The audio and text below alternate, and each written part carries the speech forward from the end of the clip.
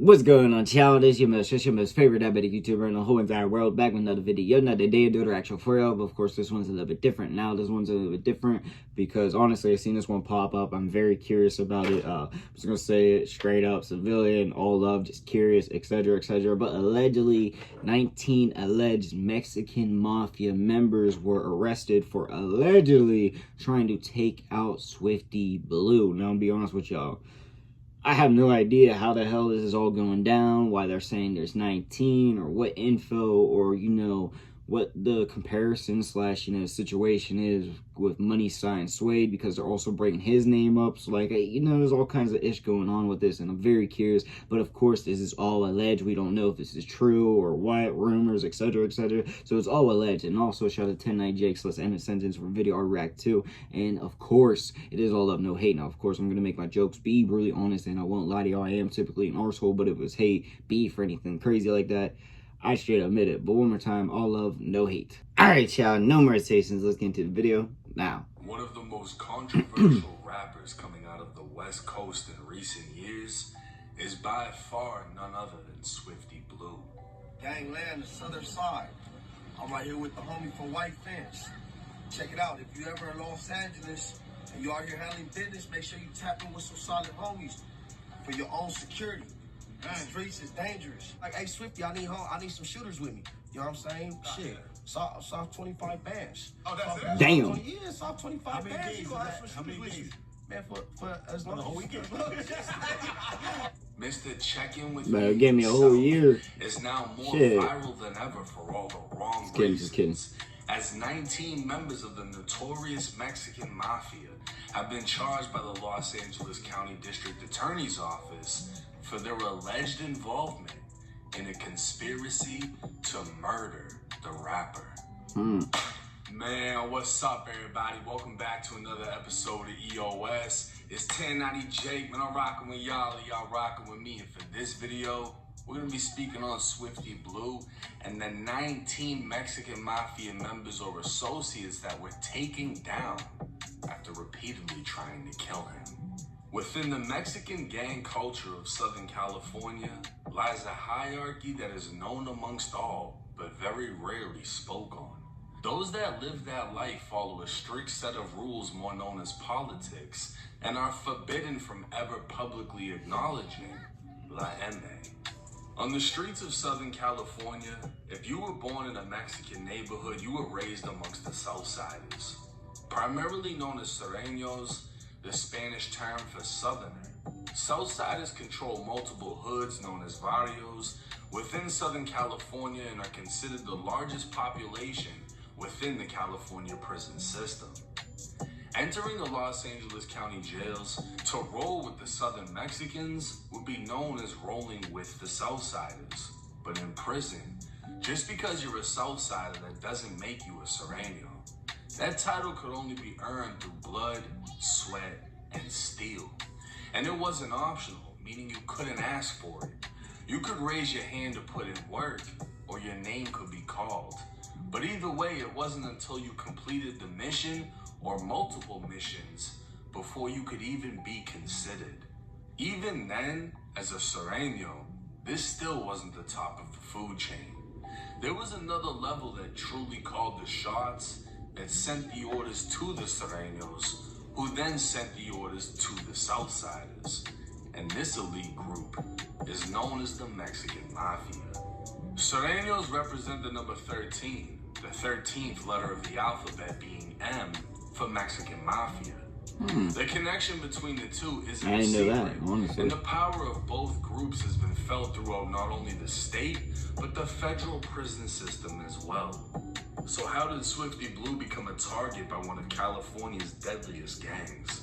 Swifty Blue is a known Southsider from Eastside Para 13, a Southsider gang on the east side of Paramount, California.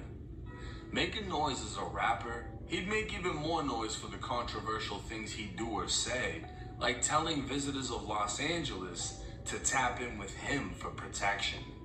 To go. Gangland, the southern side. I'm right here with the homie from White Fence.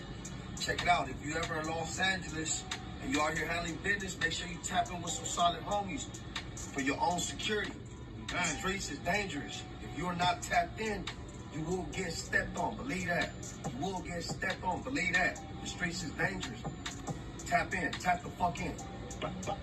The shooter to the right of him from White Fence 13 is none other than G-Face, another Southsider who cooperated against the Mexican Mafia when he was stabbed. I forgot about that, allegedly. G-Face is currently incarcerated and in protective custody.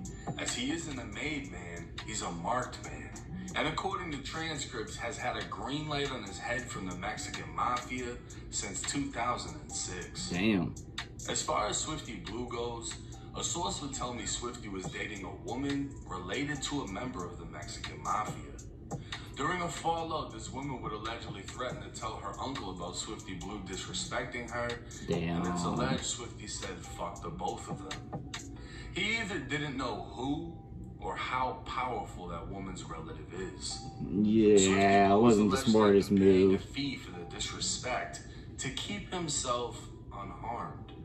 And keep in mind, everything I'm saying now is from a confidential source, so take everything with a grain of salt. Right, allegedly. Swifty's mouth would get the best of him, saying things on social media that was taken as disrespect to the Mafia, making his money no longer good. It's alleged that he didn't stop paying, but that his money would no longer be accepted. Damn. Another narrative is that he was paying, but at some point refused to keep paying.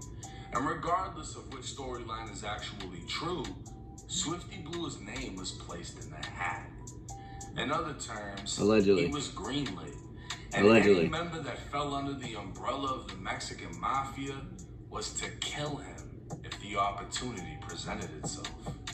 Another YouTube channel by the name of Renegade Media would thoroughly cover this story, but he did it a whole year ago. Damn. Before anyone knew of the murder conspiracy. So this was old. Meaning he really had sources providing him with information that had yet to be revealed by law enforcement. The FBI would announce a conspiracy to murder the rapper began in December of 2022. Within the criminal complaint, Manuel Quintero, who goes by the name Snuffy, is alleged to be the man who ordered the hit. This is alleged to be the uncle of the woman Swifty Blue was dating. A man named in the complaint would tell an informant that members of Paramount, Compton, and downtown LA had instructions to attack Swifty on sight. La M would learn he was arrested, and word was passed from the streets to prison, and from prison to the county jail. In November of 2023, while inside of the Los Angeles County Jail, a man who was 2 cells down from Swifty Blue would call his 66-year-old mother, asking her to ask an associate if the one who sings is still good. His mother would hang up. When he called back, she'd tell him he's no good. For this, both the man and his elderly mother have been charged with the conspiracy to murder. 2 days after the mother and son spoke, another jail inmate called a prisoner had a contraband cell phone. After mentioning Swifty Blue, he'd ask if he remembered a Raza rapper who was in the shower. Prosecutors believe this was in reference to Money Sign Suede, the 22-year-old rapper who was killed with a box cutter in a prison shower R.I.P. 7 months earlier. The prisoner on the phone would say, the end result should be the same.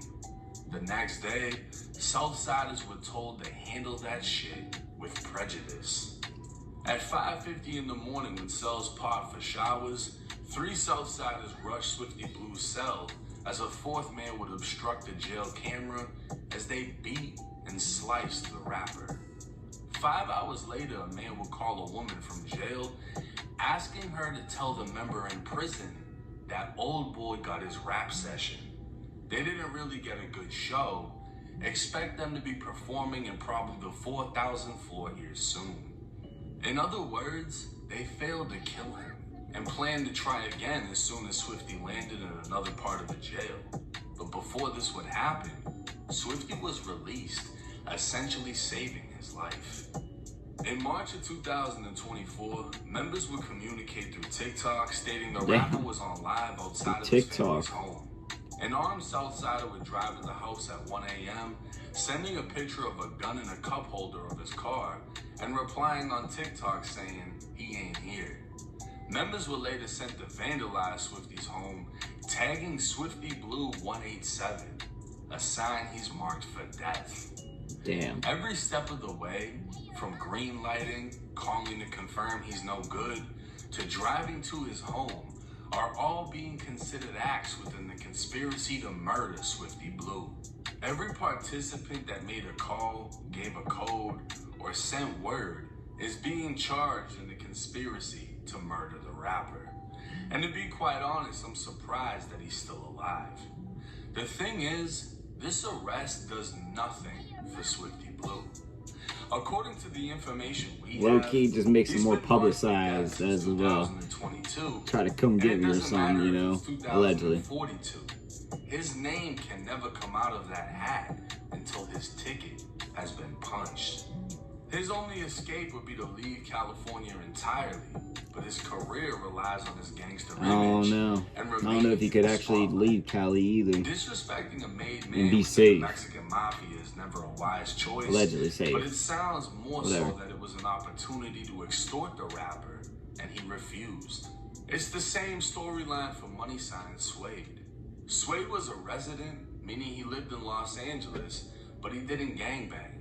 When sentenced to prison, he rolled with the Southsiders due to his Mexican heritage, but when it came time to pay respects to the higher-ups by literally paying for their respect, he refused and bled out in the prison shower because of it. The extortion of those with money has led to the demise of those with promising careers because of an affiliation to a group that flourishes not in luxury, but in the streets and prison. While Swifty Blue has never cooperated with the police, his unwillingness to cooperate with the strict politics of his affiliation may very well be the cause of his death in the future. Now, this is a lot to take in. I ain't gonna lie, low-key, that, it's deep. It's deep as hell. Now, of course, I can't speak on most. I'm not going to speak on most, so I'm just going to keep it at that. But honestly, I wish it was all peace and love. But like I said, I can't and won't speak on certain shit that I really don't have info or, you know what I mean? Like, I'm just going to keep it all that. But in general, you know, I hope it can continue to be all love and peace and hopefully reverse. But at the same time, I don't know if that's actually possible or what. But yeah, this is an interesting scenario, and honestly, it's all peace and love over here, so I'm just watching this for, you know, entertainment. It's not entertainment, that makes it sound messed up, to learn. I'm here to learn. That's why I was watching it, okay? But let me know what y'all think in the comment section down below. Also in the comments, your boy make all kinds of videos, so comment you want to see, and yeah, as I got for the video, peace.